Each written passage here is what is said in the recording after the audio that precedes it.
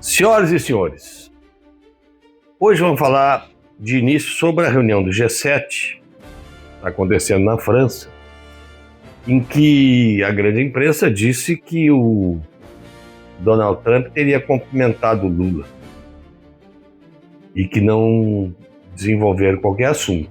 Só que o curioso é que agora se revelou a imagem, o Trump só passa pelo Lula assim, dá um tapinha nas costas dele e não diz como é que estão, tudo bem, ficou por isso mesmo. Então não houve negociação, não houve tratativa.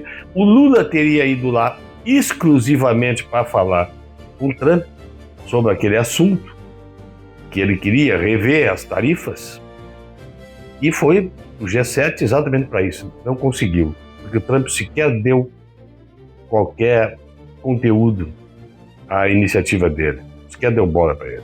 Foi uma vergonha total.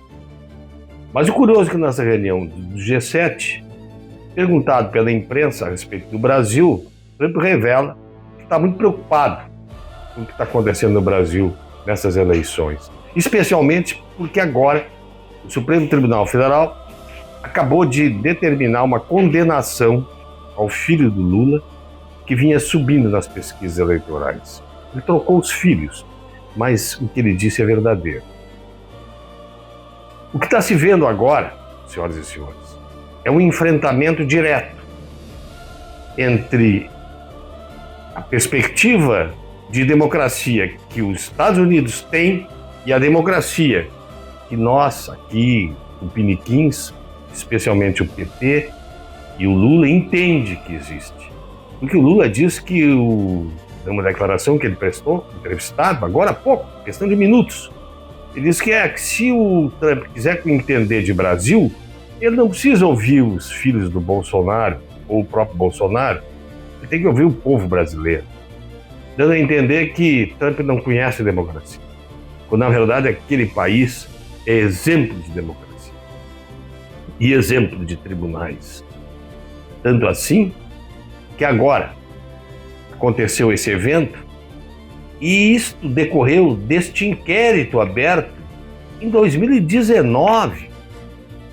Esse mesmo inquérito, que não se termina nunca, é a maior aberração jurídica da história da humanidade.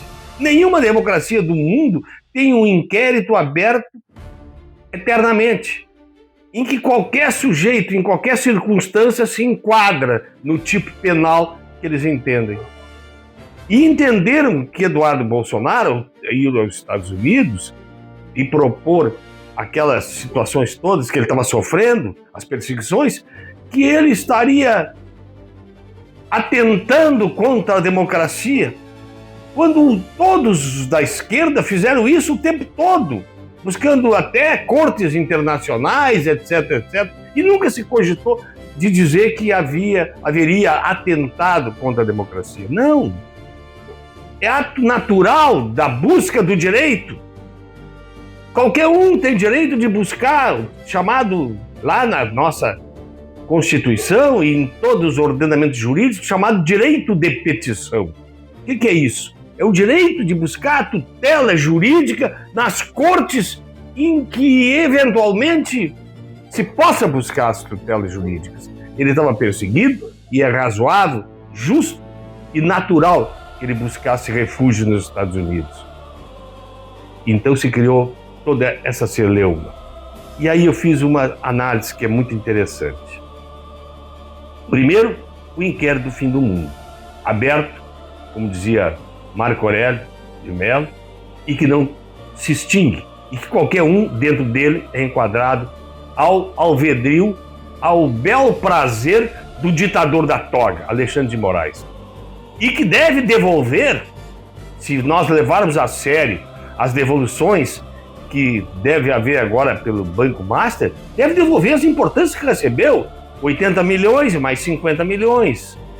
Assim como deve devolver Gilmar Mendes, como deve devolver Dias Toffoli, naquele resort lá do Paraná, todos têm que devolver. Se querem que o Daniel Vorcaro devolva valores, e é natural que devolva, porque afinal de contas aquilo foi uma grande orquestração, uma espécie de pirâmide financeira em que valia tudo, fundos de pensão, fundos de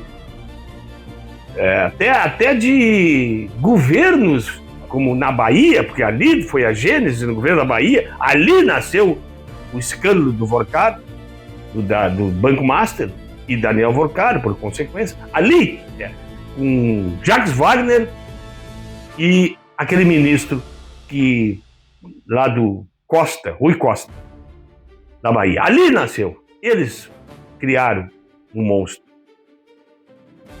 Então, se tiver que mexer nisso tudo, nós temos que considerar o segundo aspecto que é relevante. Nós temos agora 2 homens que devem ser preservados. Além de ter a busca desses valores, que devem reverter os cofres da União, esses como eu disse, do Alexandre de Moraes, do Gilmar Mendes, Dias Toffoli, todos têm que devolver, que receberam a mais. Ou seja, não deveriam nem ter recebido. Mas o que tem preocupado agora bastante, é que tem 2 homens que devem ser preservados. André Mendonça e Daniel Vorkar. Porque são estes 2 que são os pilares hoje do resultado que se pode obter com relação a este inquérito aberto. Este inquérito aberto que não é esse aqui do fim do mundo, é aquele outro que está sendo como presidente e como relator André Mendonça, que não é inquérito, é da Polícia Federal, inquérito da Polícia Federal, não é esse do fim do mundo que encaixa todo mundo dentro dele. Isso tem que ficar bem claro. Esses 2, provavelmente, se um deles morrer, vai tudo por água abaixo.